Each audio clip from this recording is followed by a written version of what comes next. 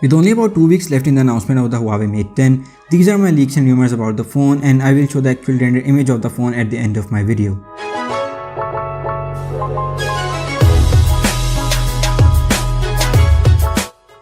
The Huawei Mate 10 is expected to come in 3 variants: the regular Mate 10, the more expensive Mate 10 Pro, and a slightly cheaper Mate 10 Lite.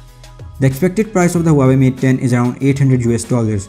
The Mate 10 is also expected to come with a bezel-less display, which Huawei will call the entire-view display. Huawei is finally into the bezel-less game after the whole year. The Huawei Mate 10 is also expected to be IP67 or IP68 water resistant. Their previous flagships, the P10 and P10 Plus, were IPX3 water resistant, which is basically like splash resistance, so Huawei is new with the water resistance game as well.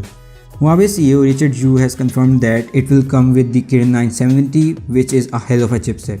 The Kirin 970 has 4 Cortex A53 low-powered cores and 4 Cortex A73 high-powered cores, just like last year, but they're going to have higher clock speeds, and the Kirin 970 is built on the 10nm architecture, so the CPU is going to be 20% more powerful and more efficient.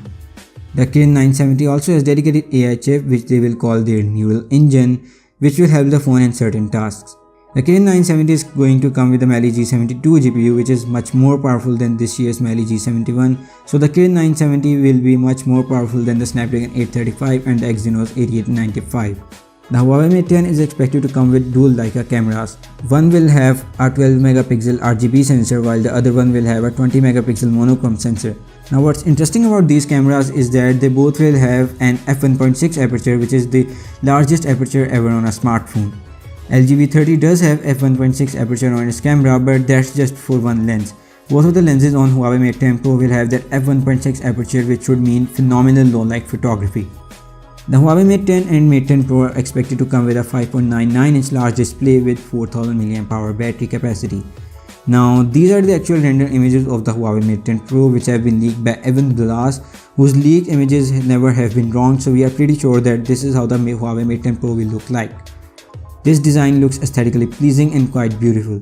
I am personally quite excited about the Huawei Mate 10 Pro. What is your thoughts about the Huawei Mate 10? Do let me know in the comments, and do not forget to subscribe. Peace and Assalamu Alaikum.